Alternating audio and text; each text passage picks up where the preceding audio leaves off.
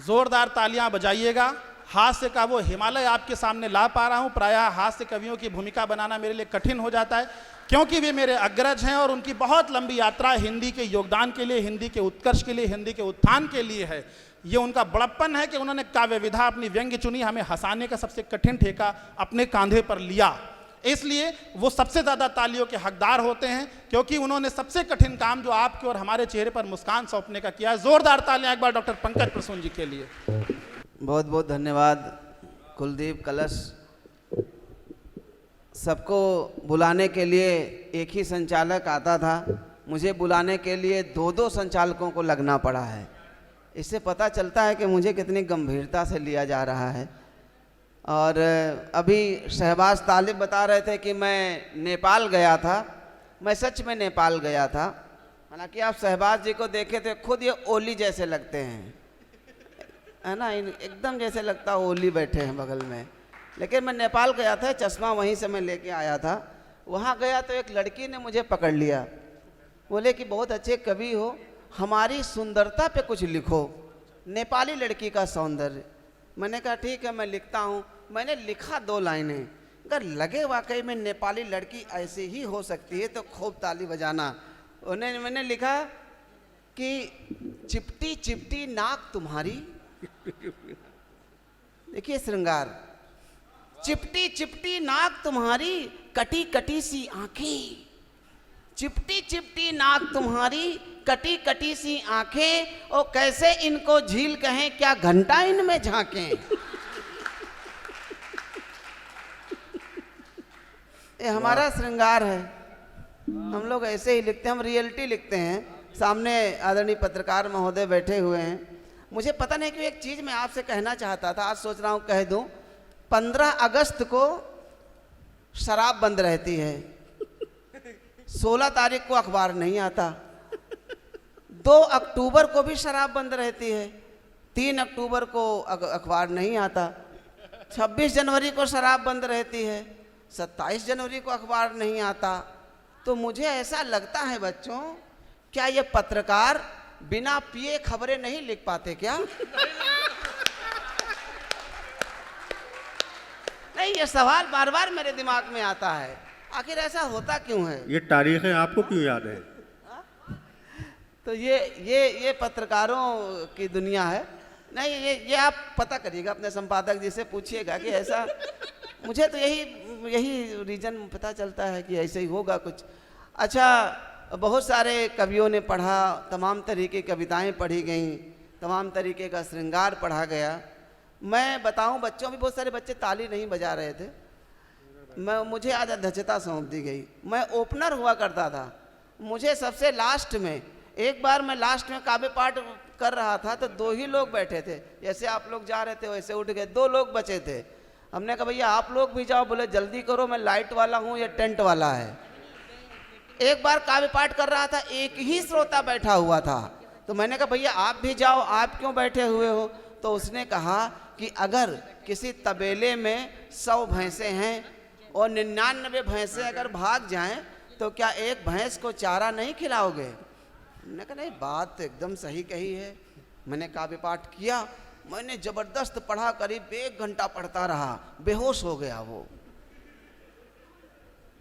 Hospital पहुंच गया, ICU में मिलने गया। हमने कहा भैया क्या हुआ, क्यों बेहोश हो गए? उसने जो जवाब दिया उस पे आपकी तालियां उठे। उसने कहा अगर 99 भैंसों का चारा एक ही भैंस को खिला दोगे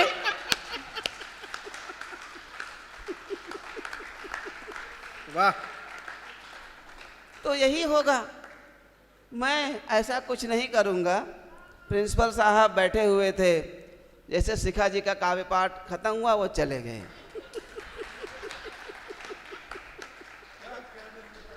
इससे पता चलता है कि यहाँ बहुत अच्छा हो रहा है। नहीं होना चाहिए, महिलाओं का सम्मान करना चाहिए, वो भी सम्मान करके चले गए। अब शायद हो सकता है कि आ जाए अंत में। मैं तो यही कहूँगा कि ईश्वर करे जल्दी आ जाए वो, क्योंकि अंतिम संस्कार भी देखना बहुत ज़रूरी होता है। उद्घाटन से ज़्यादा अंतिम संस्कार ज़रूरी होता है, वो लास्ट होता है। उसके बाद फिर कुछ नहीं होता है। आइए मैं बताऊं बच्चों, हिंदी है, हम कार्यक्रम है, और मैं वास्तव में अभी कह रहे थे आप सब बहुत विद्वान हैं, शिखा बता रही थी कि आप प्रेम के अलावा भी सब कुछ समझ सकते हैं, तो मैं भी आपको समझाने आया हूँ। मैं बताऊँ कि मैं बहुत विद्वान हूँ। मुझे बच्चों 5 भाषाएं आती हैं। मैं भाषाएं बताता हूँ, आनंद लेना।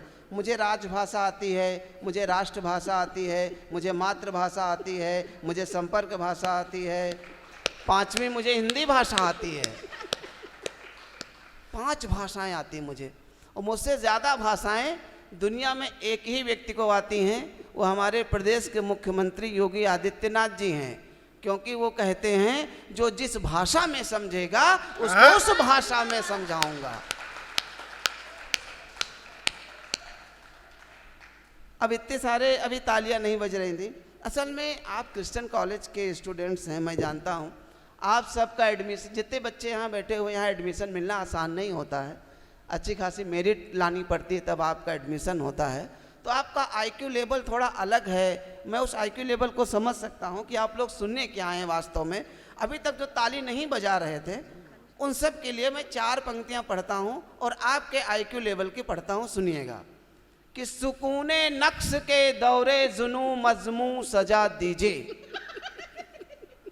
ये लोग समझेंगे इसको, कोई सामान्य श्रोता थोड़े हैं। क्रिश्चियन कॉलेज के हाई आईक्यू वाले स्टूडेंट्स हैं। सुकूने नक्श के दौरे जुनू मजमू सजा दीजिए, हसीने ताक के मौजू अजी अलवर रजा दीजिए। पीछे 2-4 लोगों ने ताली बजाई है। जरूर आप एक दिन क्रिश्चियन कॉलेज के प्रिंसिपल बनेंगे।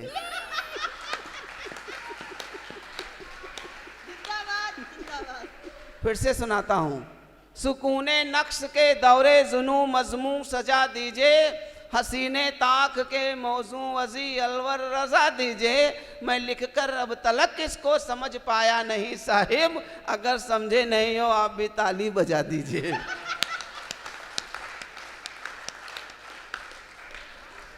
अब हम कह के नहीं समझ पाए, आप सुन के नहीं समझ पाए, लेकिन ताली आपने बराबर बजाई। आजकल सच पूछे हिंदुस्तान के बिल्कुल यही हालात हैं। बस हम लोग ताली बजाते जा रहे हैं। जीएसटी का विरोध करो तो ताली बजाएंगे, समर्थन करो तो ताली बजाएंगे, लगा दो तो बजाएंगे, हटा लो तो भी बजाएंगे, ताली बजाती रहनी है। ये बहुत अच्छे आप श्रोता हैं, व्यंग को पकड़िएगा, बहुत आनंद आएगा। मैं सोच रहा हूँ कि एक एक लाइन के, मैं दैनिक भास्कर में कॉलम लिखता हूँ, फन लाइनर। दैनिक भास्कर गुजराती, मराठी और हिंदी में छपता है। वहाँ एक लाइन में बात कहनी होती है, दूसरी लाइन आप लिख ही नहीं सकते। अब एक लाइन में बात कैसे होती है सुनिएगा। पहला वन लाइनर जो मेरा बड़ा पॉपुलर हुआ वो मैं सुनाता हूँ कि एक पुरुष एक स्त्री के पीछे हाथ धो के पड़ गया। एक पुरुष एक स्त्री के पीछे हाथ धो के पड़ गया, फिर स्त्री को मुंह धोकर दिखाना पड़ा, तब जाकर मामला शांत हुआ। इसमें एक लाइन है। आप कह रहे थे मोहब्बत के बारे में कि मोहब्बत वो क्या अंधा है, उसे महबूब दिखा दो। मैं टिप्पणी करता हूँ, मोहब्बत पहले अंधी हुआ करती थी। मोहब्बत पहले अंधी हुआ करती थी, फिर उसने अपना इलाज करवाया। अब वो गाड़ी, बंगला, बैंक बैलेंस सब देख लेती है। वाह, सच है ना? देखिए एक एक लाइन सुनाता हूं। अभी वैसे पढ़ रही थी श्रृंगार। हमारा श्रृंगार कैसे होता है कि कुछ तो था उसके होठों पे, वाह करो, कुछ तो था उसके होठों पर, ना जाने क्यों शर्माती थी। कुछ तो था उसके होठों पर, ना जाने क्यों शर्माती थी। एक दिन खुलकर हंसी तो पता चला, मोहतरमा तंबाकू खाती थी। अब ये असली श्रृंगार है। देखिए कॉलेज में नशा मुक्ति केंद्र भी है, आप चाहें तो हम आपको यहाँ छोड़ के जा सकते हैं। नशा मुक्ति केंद्र को भी काम मिलना चाहिए। नशा मुक्ति केंद्र जो में भी एम्प्लॉय होंगे तो उनका भी काम चलना चाहिए। इसीलिए देखिए दोनों चीज़ें होती हैं हमारे देश में, है ना। तंबाकू भी बेचा जाता है, मद्य निषेध विभाग भी बनाया जाता है, दोनों इसी देश में होती हैं, दोनों का अपना अपना काम चलता रहे। एक और सुनिए कि शादीशुदा पुरुष, जो प्रोफेसर्स बैठे उनके लिए है, शादीशुदा पुरुष अपना राशिफल कभी नहीं देखते, वो तो अदरक कूटने की ध्वनि से अनुमान लगा लेते हैं कि दिन कैसा रहेगा। बहुत अच्छा है। पहले मेरा दोस्त जीन्स नहीं धो पाता था, मैंने कहा शादी कर लो, अब वो पर्दे, साड़ी, चादर, पेटीकोट, ब्लाउज सब धुल लेता है। बहुत अच्छा है। पत्नी बोली शादी से पहले बहुत लव यू बोलते थे, अब क्या हुआ? मैंने कहा प्रिय, चुनाव खत्म, प्रचार खत्म। बहुत अच्छा है, बहुत अच्छा है। आजकल सोशल मीडिया का दौर है, फेसबुक की लत छुड़ाने के लिए एक लड़की डॉक्टर के पास गई। डॉक्टर साहब को इलाज करते हुए 6 महीने हो गए हैं, अब डॉक्टर साहब भी उसकी पोस्ट लाइक करते हैं।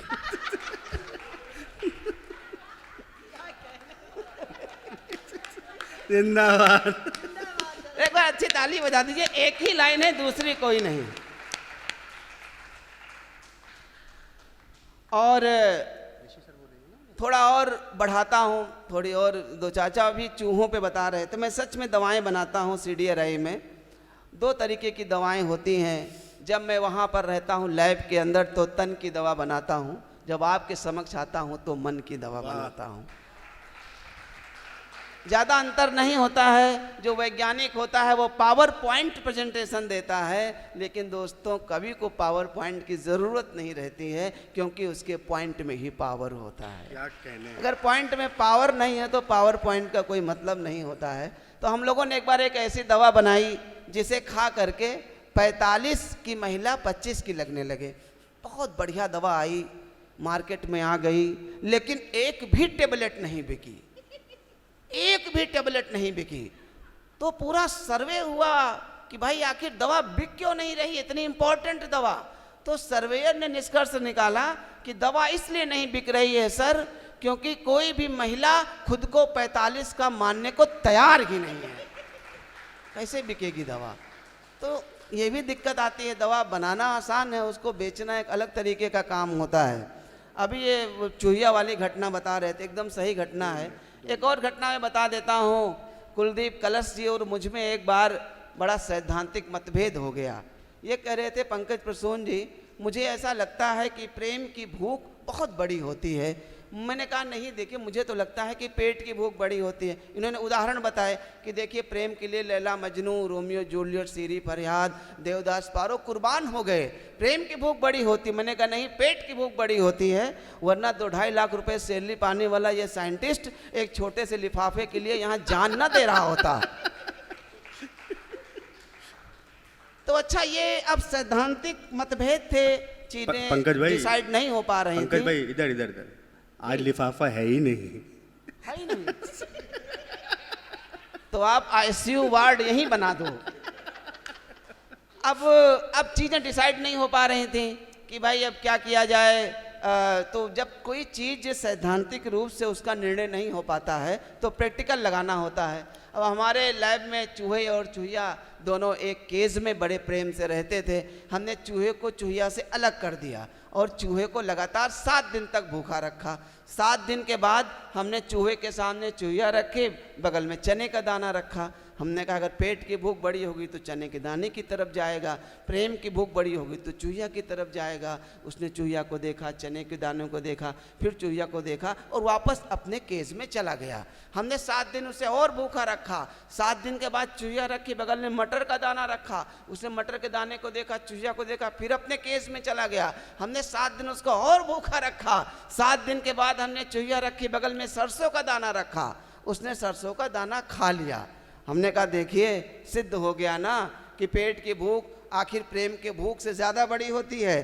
अब चूंकि पूरा रिसर्च हो चुकी थी, और जो बच्चों रिसर्च हो जाती है तो रिसर्च पेपर लिखा जाता है, हमने रिसर्च पेपर लिख दिया, और जो संपादक था इंटरनेशनल जर्नल का, उसका जो कमेंट आया, मेरे सोच और शोध की दोनों दिशा उसने बदल दी। उसने लिखा, पंकज प्रसून जी, आपका एक्सपेरिमेंट तो बहुत अच्छा था, लेकिन जिस तरह से आपने ये दाने बदले हैं, कर उस तरह से चूहिया बदलते।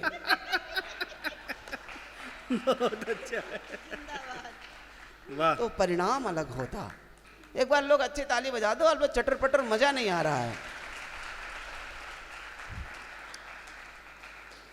एक लाइन में बात कह रहा था, फिर एक लाइन आपको सुनाता हूं। ग्राहक को बार बार सामान उठाते और फिर वहीं रखते देख दुकानदार चौंका। देखिए व्यंग कैसे आता है फटाक से। ग्राहक को, इस बीच हमारे प्रिंसिपल साहब नहीं आए हैं, हमें लगा कि आ गए हैं। तो ग्राहक को बार बार सामान उठाते और फिर वहीं रखते देख दुकानदार चौंका, बोला क्या चाहिए भाई जी मौका। है ना कि एक लाइन में व्यंग आ गया। आपको और सुनाता हूँ। मैं अक्सर जब कभी क्रिश्चियन कॉलेज या किसी भी कॉलेज में जाता हूँ तो मुझे अपने कॉलेज के दो दोस्त हमेशा याद आते हैं, आज भी याद आ रहे हैं। एक शर्मा जी थे, दूसरे तिवारी जी थे। उनके साथ क्या घटना हुई थी आपको सुनाता हूँ। दो चार लोग ताली बजा दें। बहुत मज़ेदार कविता है ये। स्वागत है भैया। कि बहुत याद आते हैं दोनों बेचारे, बहुत याद, बस करो आंदोलन समाप्त।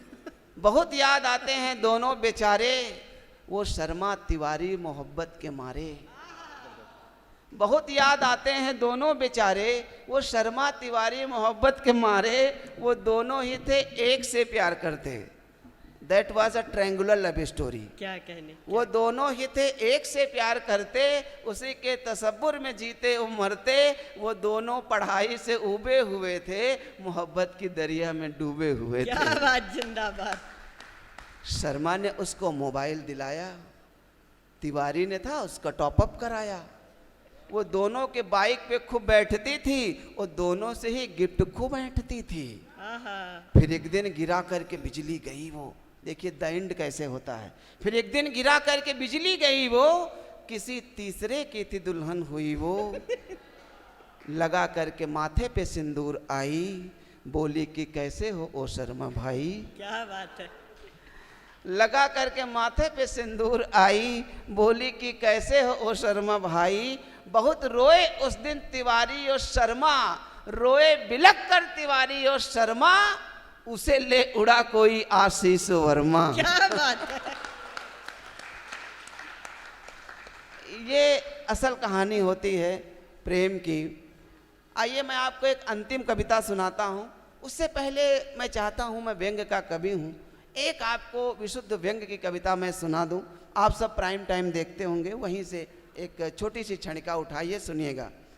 मैं ये देखकर चौंक रहा था, एक कुत्ता, आपकी चेतना आमंत्रित करता हूँ और ये देखना चाहता हूँ कि आप लोग कितना पढ़ते हैं, कितना देखते हैं और क्या सोचते हैं।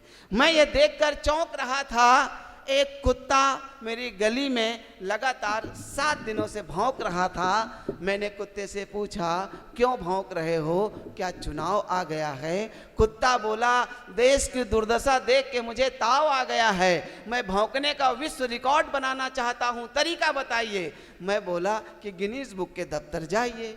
कुत्ता गिनीज बुक के दफ्तर गया, संपादक से बोला, मैंने लगातार 7 दिन तक भौंका है, मेरे नाम विश्व रिकॉर्ड दर्ज करो। संपादक ने गिनीज बुक का पन्ना खोला और कुत्ते की ओर अधीरता भरी दृष्टि डालते हुए बोला, कुत्ते, माना कि भौंकना तेरा फर्ज है।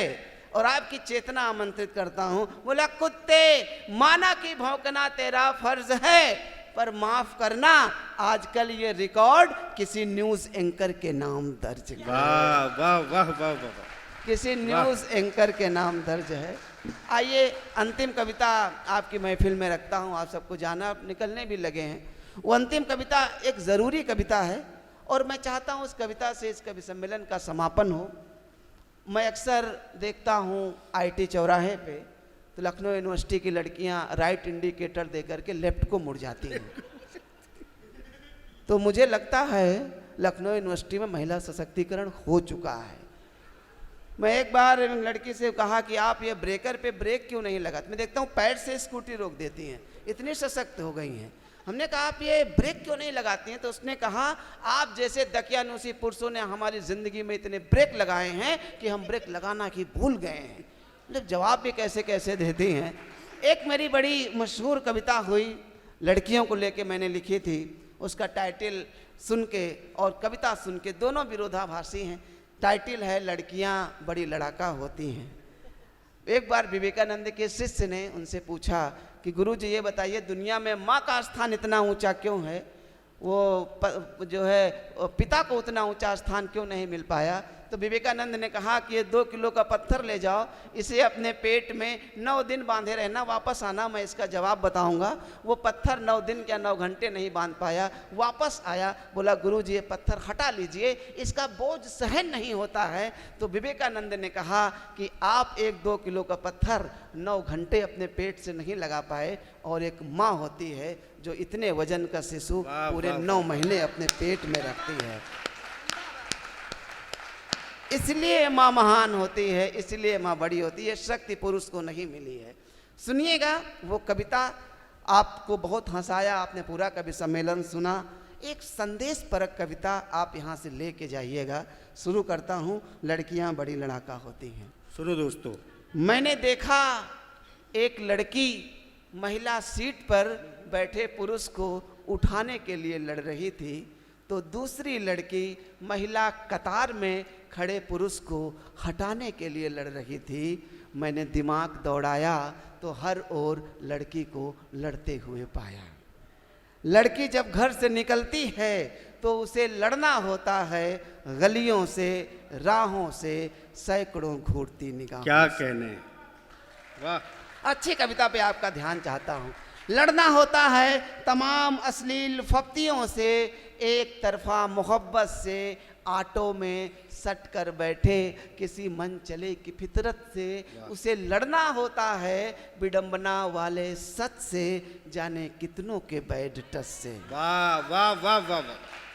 वो अपने आप से भी लड़ती है, जॉब की अनुमति न देने वाले बाप से भी लड़ती है। उसे हमेशा ये दर्द सताता है कि 2 बड़े भाइयों के बजाय पहले छोटी बहन का डोला क्यों उठ जाता है। सही बात। वो स्वाभिमान के बीज बोने के लिए लड़ती है, खुद के पैरों पर खड़े होने के लिए लड़ती है। वो शराबी पति से रोते हुए पिटती है, फिर भी उसे पैरों पर खड़ा करने के लिए लड़ती है। अरे वो नहीं लड़ती महज शोर मचाने के लिए, वो लड़ती है 4 पैसे बचाने के लिए। वाह। वो अपने अधिकार के लिए लड़ती है, सुखी परिवार के लिए लड़ती है। वो सांपों से चील बन के लड़ती है, अदालत में वकील बन के लड़ती है। वो दिल में दया ममता प्यार लेके लड़ती है, ज़रूरत पड़े तो हाथ में तलवार लेके लड़ती है। वो अमृता बन के पेन से लड़ती है, तो अवनी बन के फाइटर प्लेन से लड़ती है। कभी कील बन के लड़ती है, कभी किला बन के लड़ती है, कभी शर्मीली बन के लड़ती है, कभी इरोम शर्मिला बन के लड़ती है, कभी नफरत में, कभी अभाव में लड़ती है, कभी इंदिरा की तरह चुनाव में लड़ती है, कभी रजिया कभी अपाला बन के लड़ती है, कभी हजरत महल कभी मलाला बन के लड़ती है, प्यार में राधा दीवानी की तरह लड़ती है, तो जंग में झांसी की रानी की तरह लड़ती है। कभी दुर्गावती कभी दामिनी बन के लड़ती है, कभी दुर्गावती कभी दामिनी बन के लड़ती है। अस्मिता पर आँच आए तो कभी पन्ना धाय और कभी पद्मिनी बन के लड़ती है, कभी वाम तो कभी आवाम बन के लड़ती है, ज़रूरत पड़े तो मेरी काम बन के लड़ती है। कभी शाहबानो बन पूरे समाज से लड़ती है, तो कभी सावित्री बन के यमराज से लड़ती है। बहुत अच्छा है। ऐसी लड़ाका लड़की जो प्राण वापस ले आती है, कोई दूसरा उदाहरण नहीं ऐसी लड़ाई का। लेकिन लड़की लड़ क्यों लेती है, अंतिम पंक्तियां मैं प्रस्तुत करता हूं। निष्कर्ष है कविता का, और अगर आपको वो रीजन अच्छा लग जाए तो एक बार मेरे सम्मान में नहीं, लेकिन देश की उन तमाम महिलाओं के सम्मान में, उन तमाम लड़ाका लड़कियों के सम्मान में एक बार आपकी भरपूर तालियां होंगी। अंतिम पंक्ति पढ़ता हूं, अभी रुक जाइए। मेरे प्यारे साथियों, मेरे दोस्तों, उसने लड़ने की ये शक्ति यूं ही नहीं पाई है। सारी अपनी बहनों को समर्पित करता हूं। उसने लड़ने की ये शक्ति यूं ही नहीं पाई है, अरे वो 9 महीने पेट के अंदर लड़के आई है, पेट के अंदर लड़के आई है, पेट के अंदर लड़के आई है, पेट के अंदर लड़के आई है। बहुत बहुत धन्यवाद, बहुत बहुत आभार, बहुत बहुत आभार। 4 पंक्तियाँ, बहुत बहुत धन्यवाद। चलते चलते कहना चाहता हूँ, दर्द भुलाकर खुशियों को अपनाना होता है, वाह। जो आया है उसको एक दिन जाना होता है। और चलते रहने का मतलब ही जीवन होता है, रुक जाने का मतलब तो मर जाना होता है। वाह वाह, बहुत वाह, बहुत वाह। धन्यवाद, बहुत बहुत बहुत आभार। बहुत धन्यवाद पंकज भाई।